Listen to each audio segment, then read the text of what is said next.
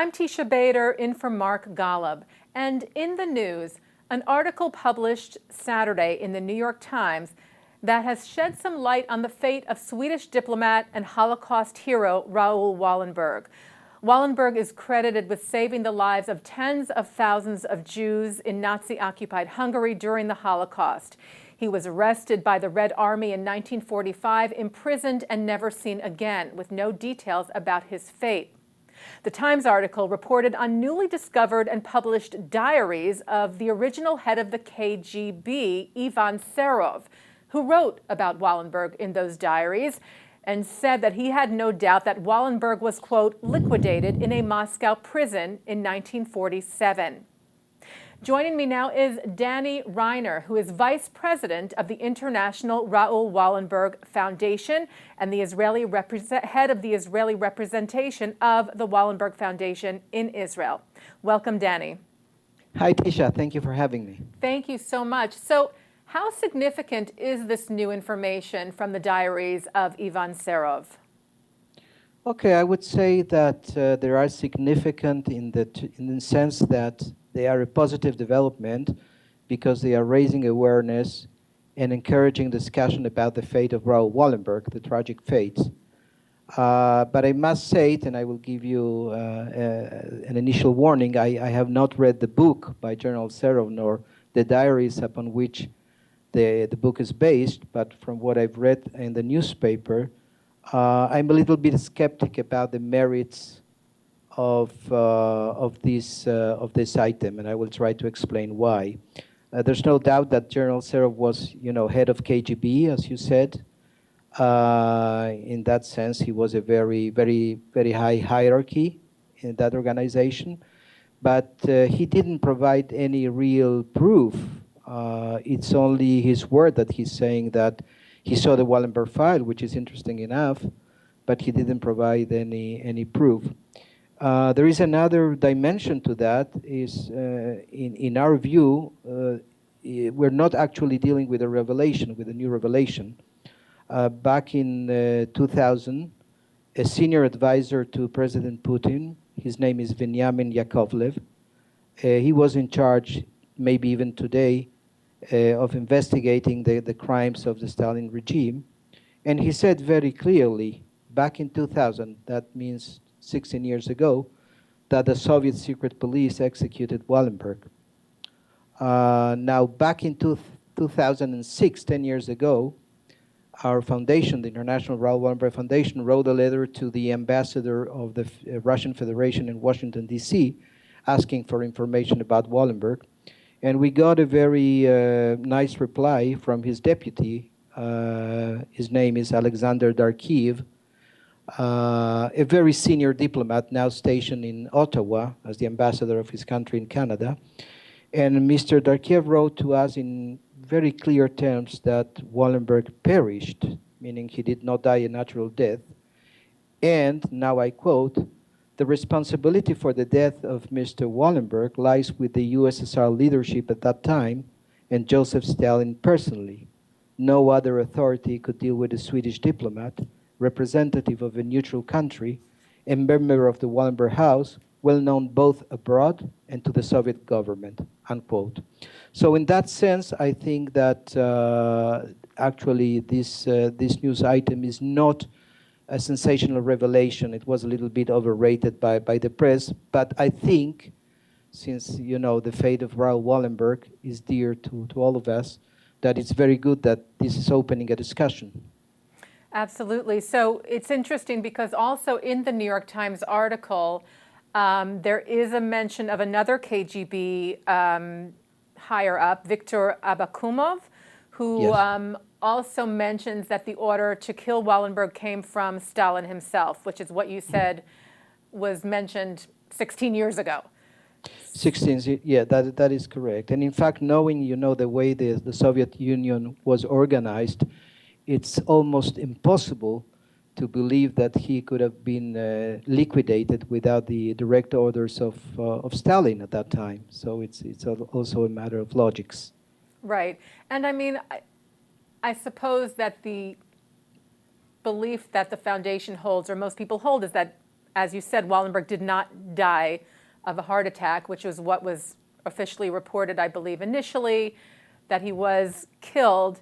The significance, perhaps, of the article is that it was mentioned, that there was mention of Wallenberg in Serov's diary, and that, you know, for so many years, there really hasn't been that much information, very little information about what might have happened to him. So it's not so much what was said, but the fact that something was said and something has been published about it. Absolutely, because, you know, there is a veil of mystery. And the fact that General Serov was the head of the KGB, it has some value. But of course, we would need to see the archives of the KGB or FSB nowadays, something that the Russians are not opening. But I think probably we are in the right direction. I think that the information eventually, maybe it's a wishful thinking, it will come out. Now, is that something that the foundation is actively, you know, do you have contact with the government in Russia or with agencies in Russia that could possibly have access to those records? And, you know, is there like an ongoing conversation about trying to get that information from them, trying to get records unsealed? How does that, is there that sort of relationship in place? You know, for many years now, we've been pushing through many campaigns trying to, you know, to persuade the Russian authorities to open up the archives. Unfortunately, we were not successful. I mean, I couldn't say we have a fluent dialogue with the Russian authorities, but we try, and we're insistent, and we're not going to give up. We find it very difficult to understand the reluctance of the current Russian authorities to, you know, to acknowledge what happened to Wallenberg, and we believe that the information is there. Actually, if a couple of years ago, we even instituted a financial reward, a significant one, 500,000 euros, to any person or entity that would be able to provide scientifically reliable information about Raoul Wallenberg and about Vilmos Langfelder, who was his driver, his chauffeur, and also was apprehended by the Soviets on that fateful day, January 17th, 1945. Both of them just vanished. Of course, Raoul Wallenberg is a prominent figure. He was a great rescuer. He rescued scores of people in Hungary, but there's also another disappeared one, and that's his driver. So we're asking for both of them. And was there any response when you put out that reward? Not significant response. Again, this is another department of the foundation, and it's quite secretive. But from what I understand, there was no significant information brought forward to us. Nothing that you know, nothing to write home about. Yeah. So far, but we don't give up. Now, earlier this month was Wallenberg's birthday. It would have been his 104th birthday. And I know that there was a group from the foundation that marked the occasion in Buenos Aires, Argentina, which is where there is the Wallenberg statue called Hero Without a Grave. Were you there, Danny, or were representatives from Israel there? No, actually, no. We had representatives in Buenos Aires. I laid a wreath at the Wallenberg Monument in Tel Aviv, and we had also another ceremony, you know, a modest ceremony in New York, close to the United Nations, as we do every August 4th and every January 17th, which marks the day of the disappearance. This is something very close to our heart. So we do it every year. And how else does the foundation go about keeping the memory of Wallenberg alive? And how difficult of a challenge is that to do when you're talking about something that happened quite a while ago, or educating people about who Raoul Wallenberg was? How do you take on that challenge? First of all, we acknowledge that Wallenberg was both a hero and a victim. So we try to act on those two levels. And I think that one of the main purposes of the Wallenberg Foundation is to try to preserve and spread around the legacy of Raoul Wallenberg, but not only of Raoul Wallenberg, all the people who acted like him, who didn't stand idly by facing evil. And that refers to all the rescuers of the Holocaust. So we do a lot of research and a lot of education, especially for the young people, because especially young people need role models, positive role models. And Wallenberg and all the other rescuers, we believe, are very worthy role models. And we extended our chapter not only concerning the Holocaust, but also to other tragic chapters like the Armenian genocide, or even other conflicts that unfortunately took place in several corners of the world. So the idea is to research stories of unknown rescuers and to try to incorporate their stories and their legacies and their feats, and to try to instill them in the hearts and minds of the young people. That's our mission. Now, I know the foundation is also involved in interfaith programs. Can you talk a bit, give us an example of that? Yes, absolutely. Interfaith is one of the core of our foundations, and a very good example is in Buenos Aires, because our founder, Baruch Tenenbaum, was born in Argentina. He's an Argentinian Jew. Our current chairman is Mr. Eduardo Nequian, also a prominent Argentinian businessman of Armenian descent.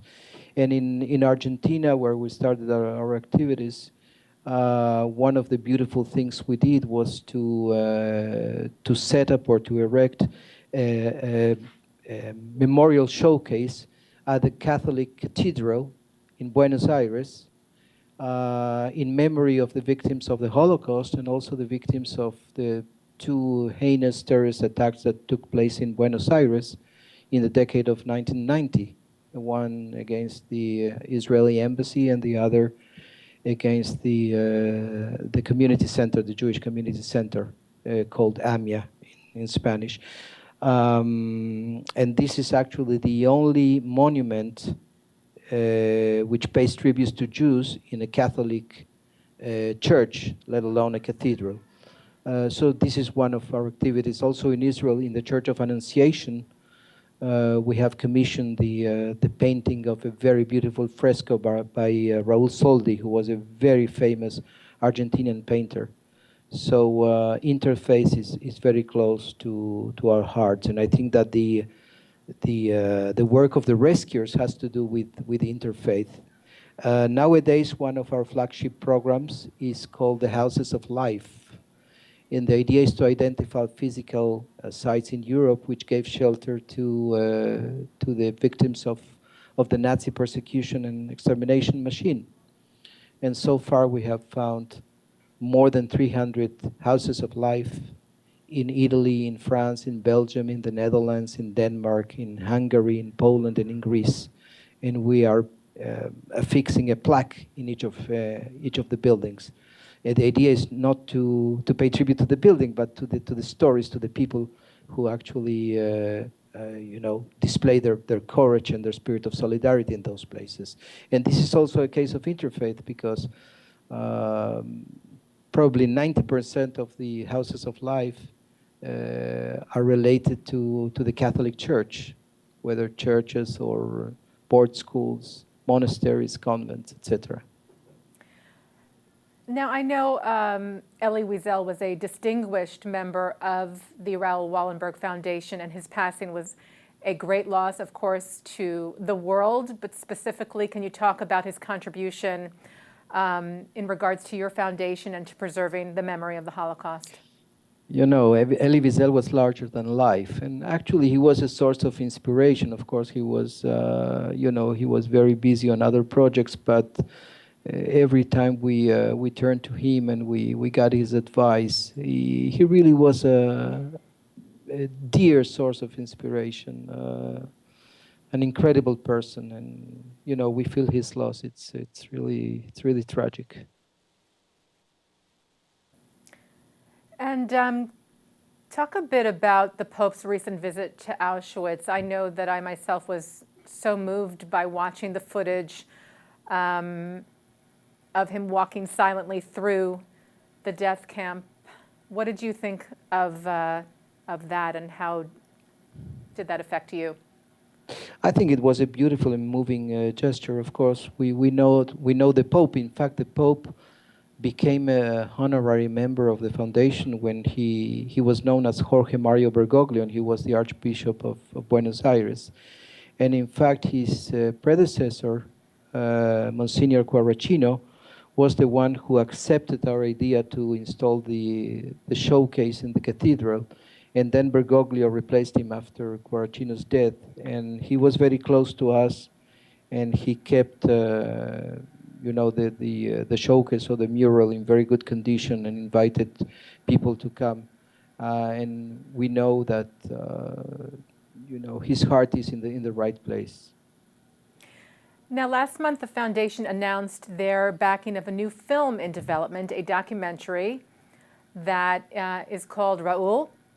It's dedicated to telling Wallenberg's story. It is being produced by two quite well-known Israelis. One is a two-time Academy Award-nominated producer, David Mandel, and the script is being written by Israeli screenwriter Ben Khalifi. How important is this film as far as keeping Wallenberg's legacy alive, and why do you think this documentary is happening now? Was there something that sort of motivated that to happen, or is it just by chance?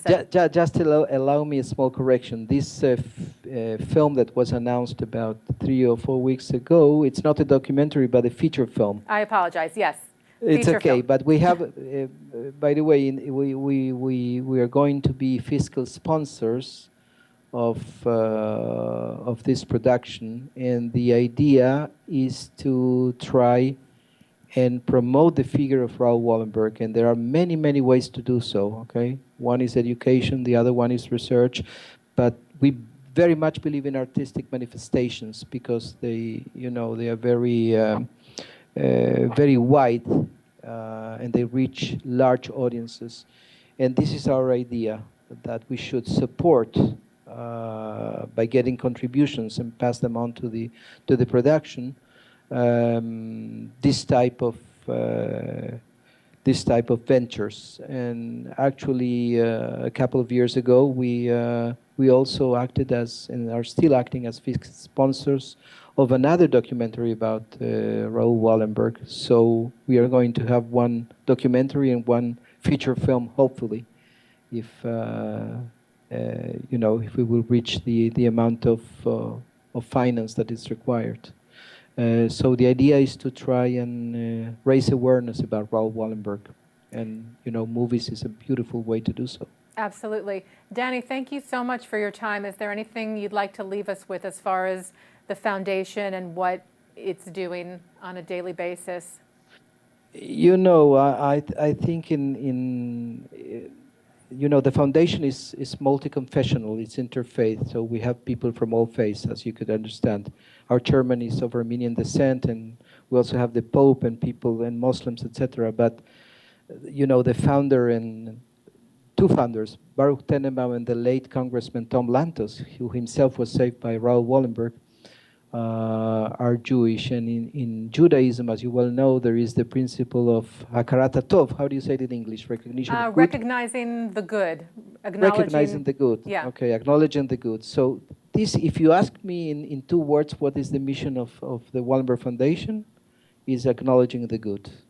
And this is what we're doing with Wallenberg and all the people that, reached out to those who were in distress, to the plight of other people. So this is the idea: recognition of good and gratitude. And you mentioned educational programs. Do you actually go into the schools in Israel and do programs with the children, or how does that work? Or you? Yes, actually for high school pupils, we had until 1 year ago, and now we're trying to renew it, a program called Wallenberg at School, because Wallenberg, quite ironically, is not so well known even in Israel. He's known, but scarcely known, not the way we would like it. It's not in the curriculum the way it should be. So for 6 years, We have been working in probably, we gave lectures free of charge, of course, for more than 20,000 high school Israeli students, and the same in Argentina. And we're very proud of that. We think education is a pillar of our foundation. Now, is there anyone left from the Wallenberg family itself? Are there any relatives or descendants that are? Yes, indeed, and we're in good connection with them. The closest relative is his half-sister, Nina Lagergren. She's, if I'm not mistaken, 94 years old. We met her back in 2014, the U.S. Congress, when Wallenberg was awarded posthumously the Congressional Gold Medal. She's a beautiful lady.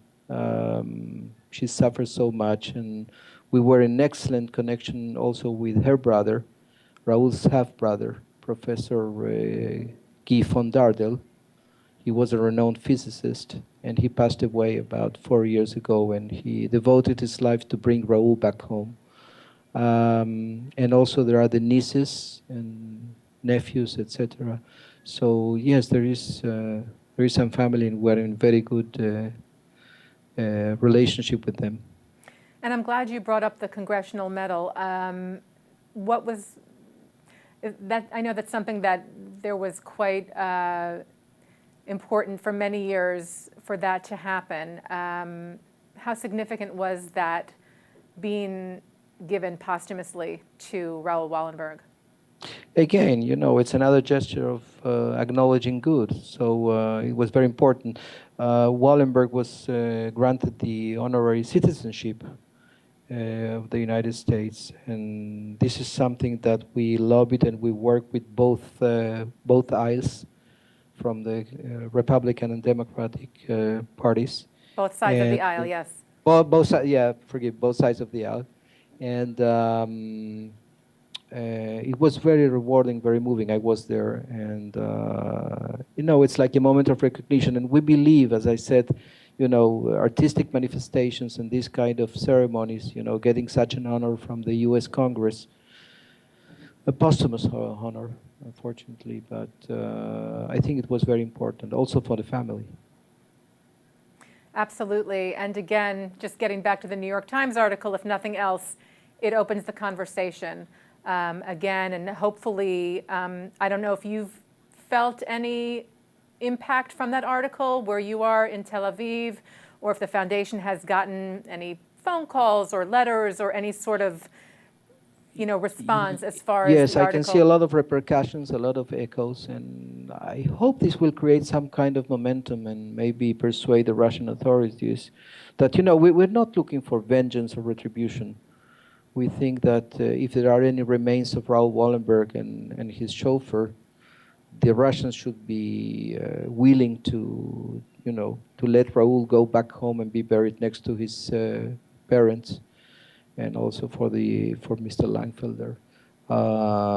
We have to understand the historical context, and of course, nowadays Russia has nothing to do with the Stalin regime. So I think they should be able to contribute reliable information, open up the archives. And again, we're not looking for historical retribution, just we want to close a human tragedy. Yes, well, I hope that is in fact what happens, and that it doesn't take too much longer. Danny Reiner is Vice President of the International Raoul Wallenberg Foundation. We thank you so much for joining us. Thank you, Danny. Thank you. It was a pleasure. Thank you. And thank you to Ilya Arbit, to Dennis Golan, and to Carol Lilienthal. I'm Teisha Bader, in for Mark Golub.